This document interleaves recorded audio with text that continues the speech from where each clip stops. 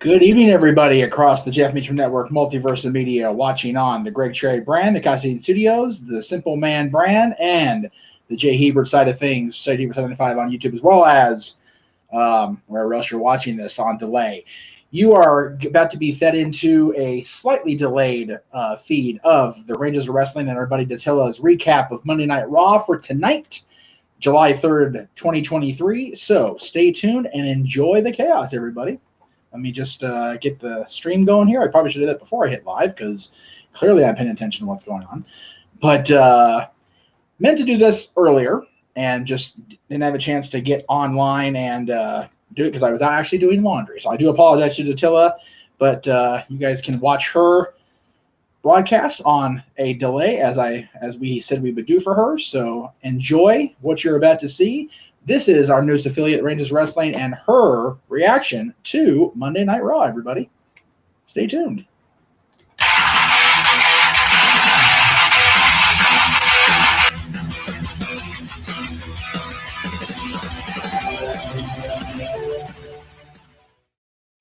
Hi there, this is Natalya, bringing you their Wrestling Time Post Show. It is Monday, July 3rd, 2023, and tonight I will be talking about Monday Night Raw. So this Raw was truly something in my opinion. I think quite a few things happened, and one of the things I want to talk about is that Shayna Baszler Ronda Rousey segment. Ronda Rousey came out, and then Shayna Baszler came out and she said that she speaks for everybody when she says that everybody's sick and tired of hearing Ronda speak on the mic. I was like, dang, I can't believe she said that. But I mean, she's not wrong. I think one of the biggest complaints or criticisms is Ronda Rousey's mic skills. Shayna says that she's the reason that Ronda is in the WWE and owes everyone an apology for bringing her into this business. That unlike Ronda, she's paid her dues. And she scratched and clawed her way to get here. And that Shayna had to kick the door down while Ronda Rousey walked in through the back door and went straight to WrestleMania. That is so true. Because the first match Ronda Rousey ever had for WWE was a mixed tag match with Kurt Angle versus Triple H and Stephanie. And then she was in the main event at WrestleMania with Charlotte and Becky. Shayna goes on to say, let's see. It was the best promo from Shayna since coming to the main roster. I agree. Shayna says, believe it or not, I love this, and Ronda has ruined it for her. She says she owes her that someone can finally shut her up. And then, she gave her that running knee out and put her in an ankle lock. I was like, dang. If booked properly and correctly, this could be an incredible feud. And I really hope Shayna Baszler is the one that goes over. I mean, there's rumors going around that Ronda Rousey is leaving WWE. So if those rumors are true, it would make sense for Ronda to want to put her friend Shayna Baszler over. But dang, this was a really good promo and a really good segment. Honestly, I'm actually excited. It will be booked for SummerSlam. Really? Okay. I think I can see that. I can see. And like I said, Shayna Baszler needs to win this. And you know something? After this, I would really hope that they built up Shayna Baszler to potentially take the title off of Rhea Ripley. Because think about it, guys, they can run it back. Remember when Shayna Baszler was the Queen of Spades and she was in NXT and she was NXT champion? Who took the title off of her? Who took the title off of her? Rhea Ripley, right? So wouldn't it be something if Shayna Baszler is the one to take that title off of Rhea Ripley? But you gotta build her up. And I think this is a great way to start. Okay. So Monday Night Raw opened up with Seth Freakin Rollins. And of course, he says he recaps a little bit of Money in the Bank. He mentions how Jey Uso finally gave Roman Reigns his first pin in 3 years, and he brings up Io Sky and Damian Priest being the winners of their respective Money in the Bank matches. He talks about how SummerSlam is 5 weeks away, and then Cody Rhodes comes out, and before he can even say anything, Brock Lesnar comes out, and this leads into a brawl, and then Cody Rhodes hits the Cody Cutter onto Brock Lesnar. So I had a problem with this. Not necessarily with the brawl between Lesnar and Cody, but why have Seth Rollins go out there first? You could have had Cody Rhodes just go out there and then have Brock Lesnar attack him. You didn't have to have Seth Rollins on there. I'm going to jump a little bit ahead because later on in the night, there was an interview with Cody Rhodes where he talks about he's a man of his word and that Lesnar broke his arm and he wants another shot at Lesnar. He says he will fight Lesnar at every night. So during that interview, you could have had Brock Lesnar attack Cody Rhodes there. You didn't really have to involve Seth Rollins in this. So, like, after this brawl happens, once again, you get Seth Rollins in the ring. So this was my issue, was that I feel like there was so much going on. Like, you could have literally just had set up the Seth Rollins match and then done Lesnar Cody, or you could have done Lesnar Cody and then have Seth Rollins go out there. I just felt like there was too much going on in the opening. But what did you guys think? Same old tired brawl from Lesnar and Cody. Still no explanation as to why Lesnar attacked him. Yeah, exactly. Still no explanation. Okay. So, Judgment Day interrupts Seth freaking Rollins. And Ripley says that everyone is there to see Judgment Day take over. And Seth Rollins asks where Finn Balor is. Rhea says that Finn Balor is fine. And that Damian Priest says that he should not concern himself with Judgment Day business. Damian Priest then goes on to say he can cash in whenever he wants, including tonight. I thought this part was funny. Seth Rollins says he's fresh as a daisy. So this basically is supposed to set up Dominik Mysterio versus Seth freaking Rollins in the main event. There are going to be so many Cody versus Brock matches, they can put them all in a DVD compilation. That's funny. Let me see. Shayna is a badass wrestler. She can be if they build her up.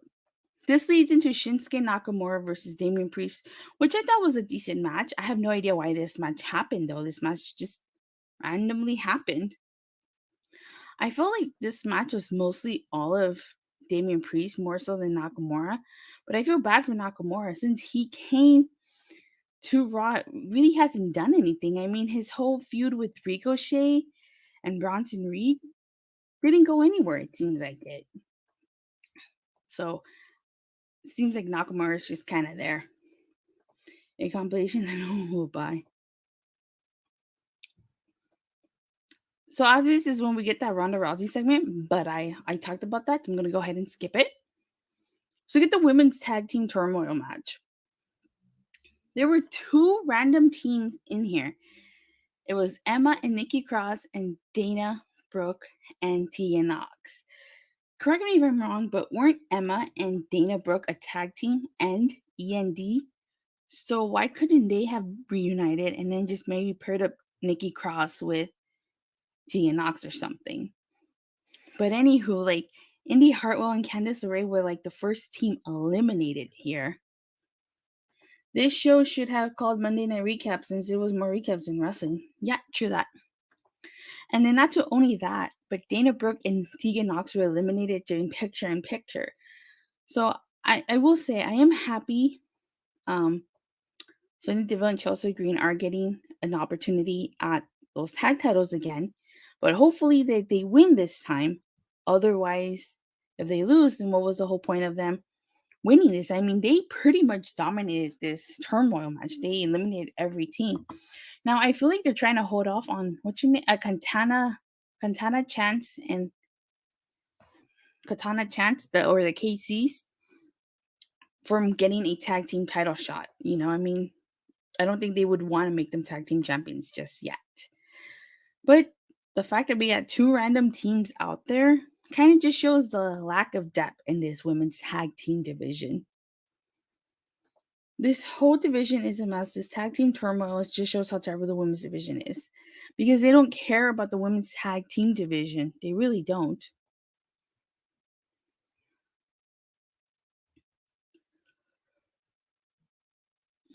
So we had a Becky Lynch in-ring promo. Basically, she's talking about how she can move on from not winning Money in the Bank, but what she can move on is from Trish Stratus. And she wants Trish to come down and fight. And so when Trish Stratus comes out, She comes out with Zoe Stark. She comes out with her head down, and then she lifts up her head, and she had the whole face mask. I got flashbacks to what 2003, 2004 when Trish broke her nose, and it's funny because Lita broke her nose there, and this time it was Becky Lynch. So she's had her nose broken by two redheads. And I remember during that time, Trish told Lita she's gonna pay for what she did to her face, her beautiful face. So I got flashbacks to that.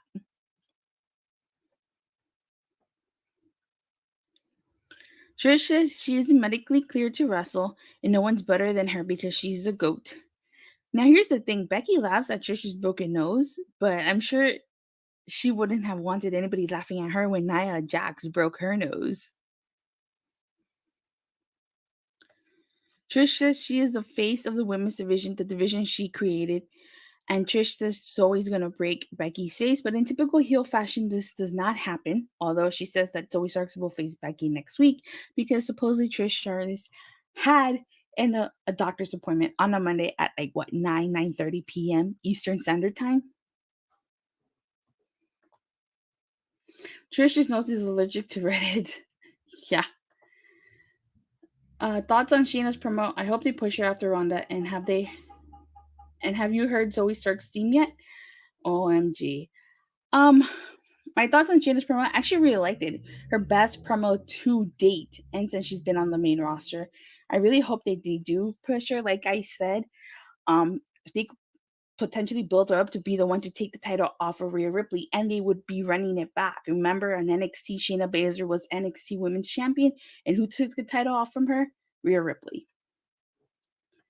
The WWE Women's Tag Titles are on par with the TNT's title level of relevancy these days. Too hot potatoing going on. Exactly.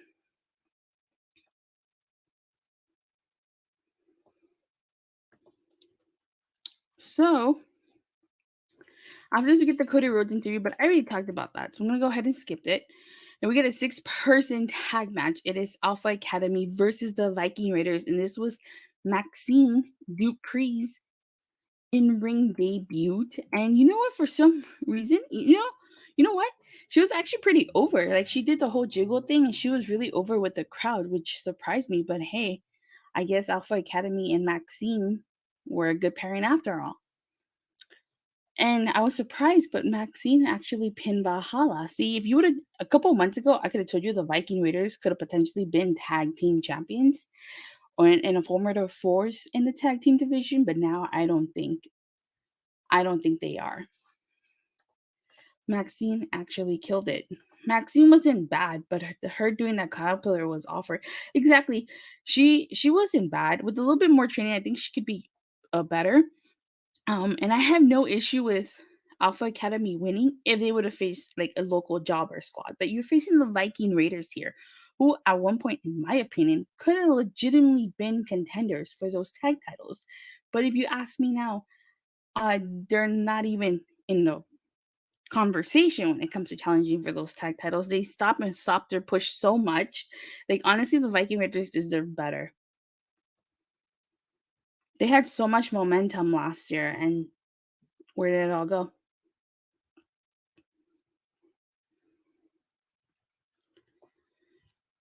We get a Ricochet backstage interview, and he basically said that he respects that Logan Paul can hang in the ring with them because he says a lot of people thought that Logan Paul didn't belong in the Money in the Bank match, which is true. And he's issuing a challenge next week on Raw for Logan Paul. Says, I'm tired of this feud with Alpha Academy and the Viking Raiders. Me too. So Ricochet versus Logan Paul, they've had some pretty memorable spots. So, you know what? I honestly think that it's not going to be a bad singles match. I don't think so. They had botched that one spot in the Money in the Bank match, though. That table spot, that was totally botched. So next we get the Women's World Championship match. It's Rhea Ripley versus Natalya. And I have to be completely honest, I was not looking forward to this match. I thought it was going to be like, oh, here we go. Rhea's going to make quick work of Natty and we're going to move on. But that wasn't the case. This was actually a really good match. And prior to the start of the match, you saw Natty talking to Liv and Raquel Rodriguez. But this wasn't a bad match. I actually really enjoyed this match, and I was surprised they actually let them go. Rhea Ripley paying homage, I guess you can say, to Dominik by doing the frog splash. But Natty, she got her feet up, and if you guys look closely, Rhea Ripley was bleeding from her mouth. But it's no surprise here. Rhea Ripley wins, and then she beat down Natty. And then Liv and Raquel Rodriguez came out to help Natty. So that's probably what she was talking to them about. So we get 2 video promos by The Miz and Tommaso Ciampa, and we basically find out that they're going to have a no DQ match next week on Raw. That was the best match of the night, and shockingly, I'm seeing that of an Italian match. Yeah, that is a surprise. So here's the thing. Let me see. Logan Paul be like, "Hey, Vinny, got any spots in that Money in the Bank match left?" You betcha, pal. So after this, we're supposed to get Matt Riddle versus Giovanni Vinci, but then it cuts like Matt Riddle came out to the ring, and then it cut backstage, and it showed the aftermath of the Natty Rhea Ripley match, and it's like, why? Like, why couldn't you just like follow the match? So we get a tease. Io Sky appears, and she tells Rhea she will see her around, and she holds up the briefcase. Rhea Ripley tells her it will be the biggest mistake of her life. And then Damian Priest and Dominik Mysterio appear, and Rhea Ripley says if Liv and Raquel get in her business again, they're going to regret it. MSG was charging a lot for tickets. Oh, really? How much? Were they charging, like 3 digits? So then that's when we get Matt Riddle versus Giovanni Vinci. And I feel like this match was pretty short because Matt Riddle seemed to make quick work of Giovanni Vinci. Matt Riddle did win this match. And of course, there's a post-match assault on Riddle. And then who came out? Drew McIntyre came out to help Matt Riddle. And then we find out, let me see. Shit, dude, was that for nosebleeds or for like front row? If that's for nosebleeds, that's pretty expensive. We find out next week Drew McIntyre and Matt Riddle are going to team up. And the main event is Seth Freakin Rollins versus Dominik Mysterio. Oh, wow. Okay. One of my favorite spots in this match was Seth Freakin Rollins doing the Three Amigos to Dominik. And then him trying to do the frog splash, but Rhea Ripley caused a distraction, pushing Seth Rollins off the turnbuckle. Damian Priest pushed Seth Rollins off the turnbuckle while Rhea had the ref distracted. So this match ends in a DQ because Damian Priest does the South of Heaven to Seth Rollins. Finally got back to the desk and was able to get. Oh, thank you.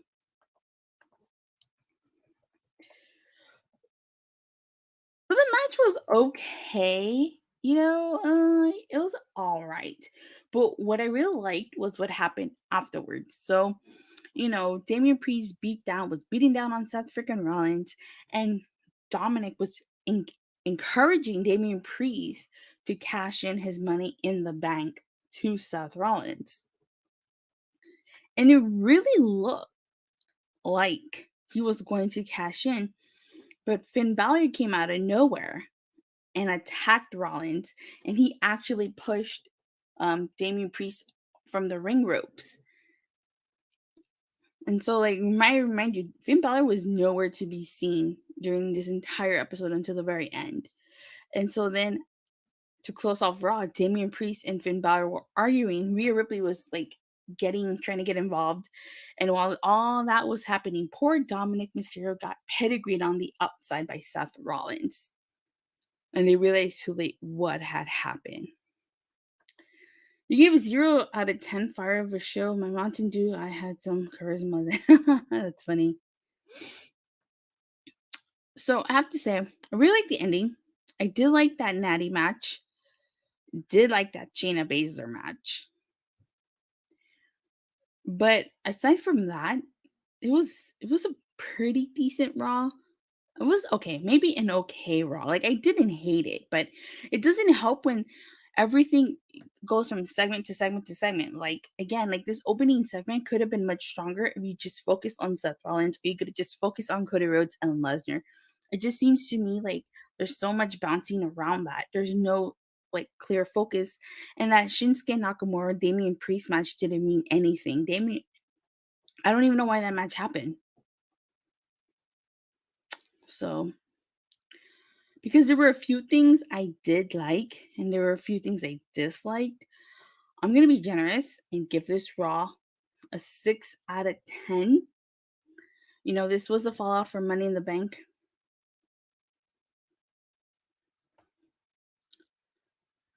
So, but that would be it for this review.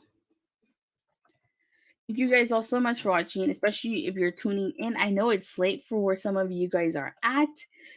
But thank you guys all so much for watching and for the continuous support. Please don't forget to like and subscribe. Please hit that bell so you get notified whenever I go live or release a new video. And I want you guys all to have a happy, safe holiday tomorrow. You know, happy 4th of July, everybody. And I'll see you guys Wednesday after Dynamite. Bye.